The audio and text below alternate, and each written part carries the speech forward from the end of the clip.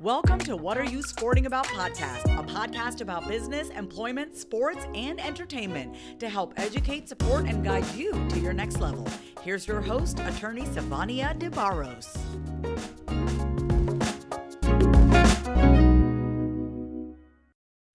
What's going on, my good people? What is happening today? Sivonnia DeBarros here, the protector of athletes in the building. Come on in. I got a great topic for you guys today, something I'm super passionate about, mixing some of my loves together. So if you're out there, want to get a little bit more educated about intellectual property rights, your brands, your name, image, and likeness, this is the place where you need to be right now. So if you're watching this, if you watch this later, definitely make sure you drop in the comment section replay. All right. But if you're watching this right now, let me know who you are, where you are, because I can't see anybody. The only way I know who's watching this and if you're in the building is if you announce yourself. Let it be known. Let it be known.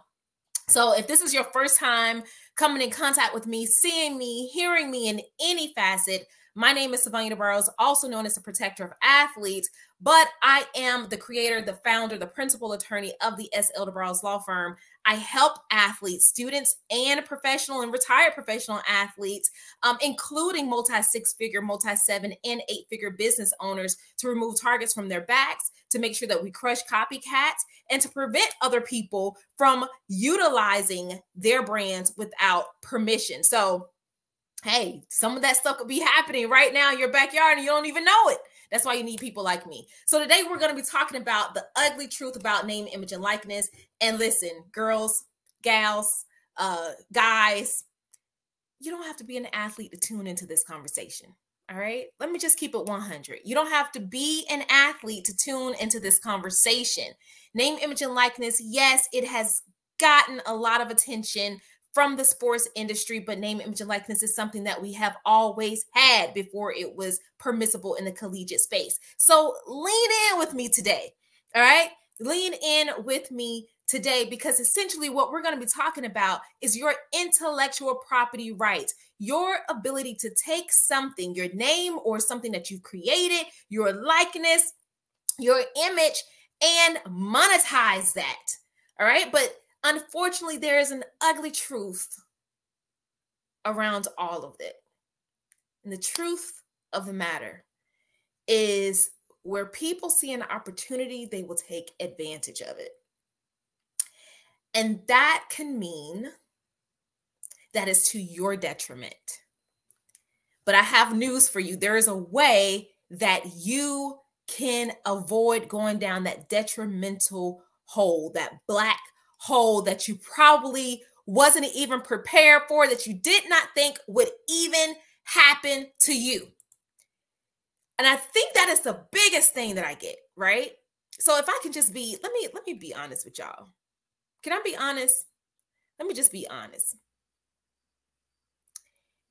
When I talk to athletes or parents or business owners or people who have created like impeccable brands that they have found a way to monetize and create community around, you know what people tell me? They tell me, well, I don't need a lawyer because nothing's happened. Like, I'm good. There's no problems. People like me. They're buying my stuff, this, and that. I mean, like just whatever excuse you can pull out of a hat. Let's just call it that, right? That's everything under the sun is the excuse that I would get. But unfortunately, people can't recognize and they can't see the dangers that are behind them. And sometimes it can literally be right in front of their face, but they can't see the dangers because, one, they don't understand contracts. They don't understand brand protection. They don't understand what trademarks, copyrights, and patents are and how they can protect them, right? They don't have the proper team built in to make sure they're constantly looking and enforcing those particular rights.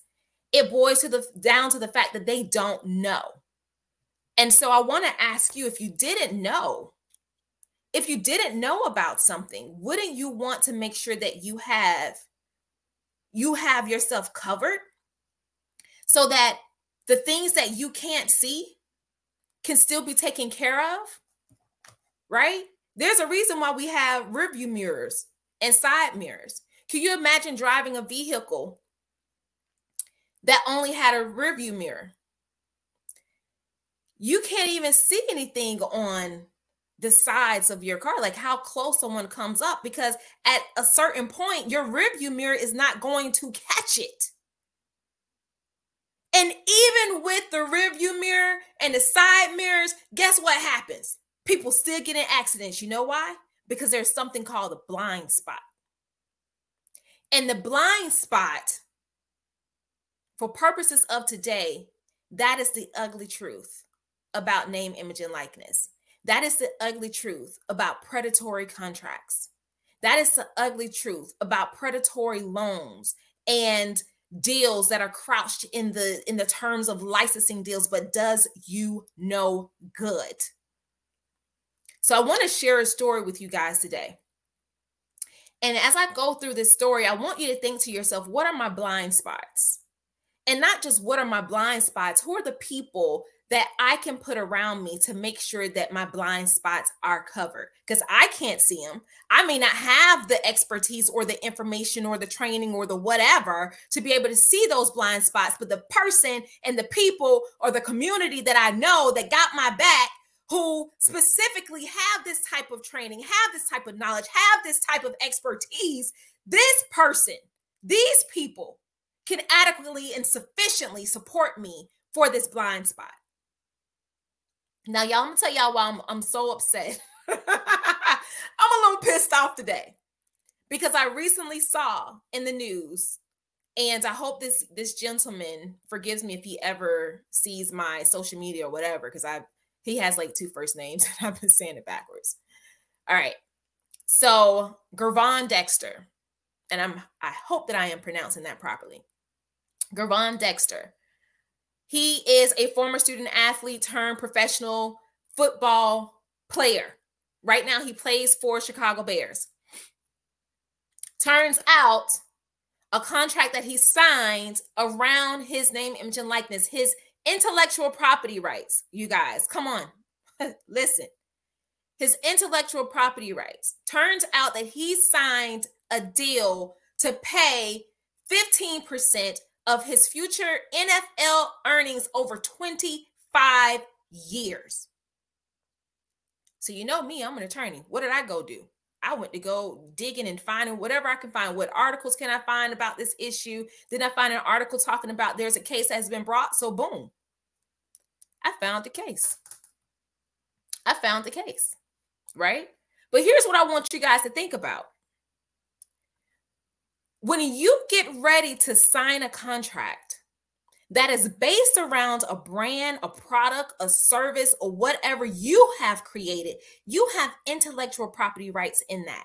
And that also means that you have the ability to monetize that thing for however long you want. You also have the right to license that particular intellectual property for however long you want. But what if you signed this contract, a glorified, predatory licensing deal? Somewhat, I feel like it's also a predatory, because I read the complaint. I also feel like it's a predatory loan in a way. But what if you signed a contract like Gervon, only to realize that the next opportunity that you have, one that might pay you multi-millions of dollars, means that you don't get that check cut out to you completely. There is a deposit that happens to another party before you even see your cut. And that will happen for 25 years. What would you feel? How would you handle it? Would you even know where to start? Would you know where to go? And I can say for sure it would be devastating, because although we should know what's in our contracts, although we should know what we've agreed to, most of the time, and the sad truth, the ugly truth, is that most people don't. What we tend to focus on is the immediate benefit of what we will receive, what we know we can feel tangibly, right? What someone is going to give us directly, that's what we put our emphasis and our energy into, and we discard everything else that is going to happen in our immediate future. I want you all to truly ponder and think about how would you feel to discover that you have now signed a contract that pays 15% of your earnings that ain't got nothing to do with the contract that you signed for 25 years. That has to be a huge blow. And the question would be that I can only imagine once you discover this is because when you got your check, you're trying to figure out where the rest of the money is at, right? That will be the response. And typically, and unfortunately, this is the reality for so many people. And this is why I advocate so strongly for athletes, for entrepreneurs, to understand that having a team outside of yourself is essential. That having an attorney outside of yourself is, well, if you're not an attorney, but having an attorney, period, is essential. Like, you're going to need more than one lawyer. Let's just keep it 100, right? You're going to need more than one lawyer. And so I'm going to share with you guys, if I can pull it up. I'm going to share with you this complaint because I just, what really bothers me about this particular issue with Mr. Dexter is the fact that this is an issue that could have been prevented.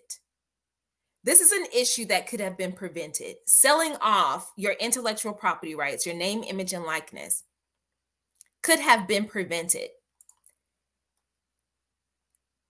But here's another ugly truth about the world of business.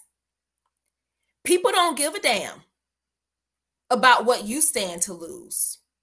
What they only care about is what they stand to gain. And so if that is to your detriment, it is what it is, right? Like that's how people have responded. They don't care. They don't care. Y'all, listen to me. They don't care. They don't care about you. They don't care about your family. All right? They don't care about anything that you got going on. All they care about is what is in it for me. What is the immediate benefit that I'm going to get from me by trying to get this young person to sign this contract? What am I going to get? Y'all. So you have to be your best advocate. And that means slowing down to speed up. Sometimes we don't want to slow down and do, really create some due diligence because we're afraid that the deal might fall off the table. Or we're afraid that we will never have this opportunity again, right? Or we get, afraid that what will happen to my family if I don't make this move right now? But we don't stop to slow down. And what do you see on my screen right now? I pulled up the case and I'm going to go through it for you guys in a second.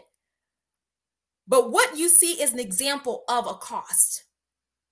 What does it cost you to make decisions about the things that you that seem tangible to you in the immediate, in the right now, versus what is the cost to you that you're going to have on the backside because you just didn't slow down long enough. You didn't talk to the right people. You didn't get the right advice, right? You didn't think about what value you brought to the table.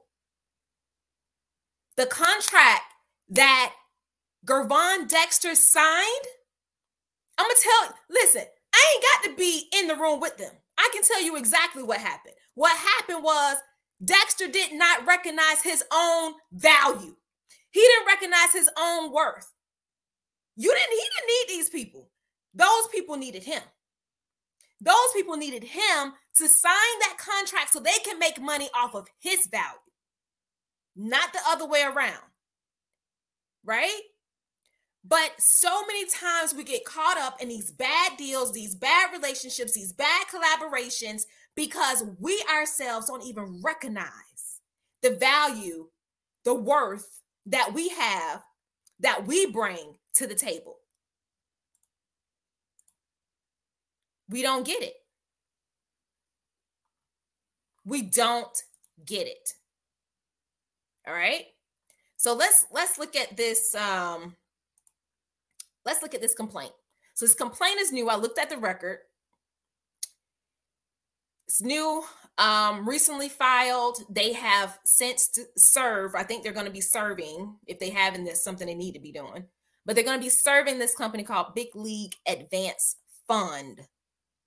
Now, we're going to take this back to the collegiate realm because that's what this complaint is about. But they cite different statutes, one being the athlete agent statute, the other being the name, image, and likeness statute. They talk about warnings that should have been provided to the athlete based on the agent athlete statute, and that those warnings did not exist. There was also no notice that was provided to the school, right, in violation of the NIL statute. And this is based out of Florida. All right. So full-on complaint because this young man signed a contract not realizing that he had been signed 15%. Here we go. 15% of his pre-tax NFL earnings for 25 years. 25 years. He's doing all the work. And they essentially would be collecting pretty much all of the coins, right? So imagine, as a business owner, as someone who's created an impeccable brand, a very successful brand, imagine all of your costs in business that you have.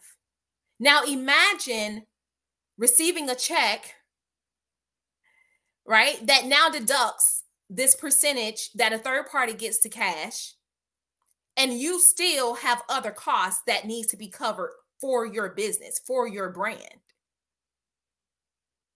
It's an ugly truth. It's an ugly truth about name, image, and likeness, and about business. And let me just say this for my young athletes and parents out there. You have to care so much more about yourself and your future than what money looks like for the now. Because if we can wrap our brains and our value around the value I'm going to bring to the table 10 years from now, 5 years from now, it's going to be worth so much more than what that translates into in the now, you will begin to think differently about how you approach brands. Let's take it back to Master P, because I always seem to quote him, but I just can't shake this. I watched an interview with Master P one time. And Master P, he said, you know, when someone gave me an offer for my label for $1 million, I said, and I had to think about it. I had to think about it because it dawned on me. Now, I'm not quoting him verbatim, but he said, it dawned on me, if someone would offer me $1 million for my label, well then, damn, I got to be worth more than that. So why aren't we thinking about it ourselves like that? Even as a young entrepreneur, young athlete, regardless of whether you desire to play in the pros or you want to become a professional generating 7 figures, 8 figures, 9 figures, whatever figures, why aren't you thinking if someone is willing to give me 100,000, 500,000, $1 million, 2 million, 3 million, why aren't you thinking to yourself, then damn, I gotta be worth more than that? That essentially is our shortcoming. And y'all, it's just, I'm so annoyed by this and I'm pissed off by this because, as I have said, we can prevent these mistakes from happening. But it starts with you recognizing what is your own worth. Do you even know what you are worth? Do you know what your value is? Do you know what you bring to the table? This young man that I talked about today, Mr. Dexter, he didn't need these people. He didn't need this company. They needed him. They needed him to turn a profit. He didn't need them to turn a profit. So when you think about this situation and you compare that with where you are now, I don't care if your brand has made money or not. Does it stand to be successful? Does it have value? Is it something that is changing people's lives? Is it making some form of impact in your community? Right? Then you have worth. What you have done, you've created worth. You created value. And you have the responsibility to protect that at all costs, right? And I've said before, you're going to have a cost either way. So you can choose, am I going to do the thing now that makes sense to protect the value and the worth of who I am and what I've created and what my brand represents?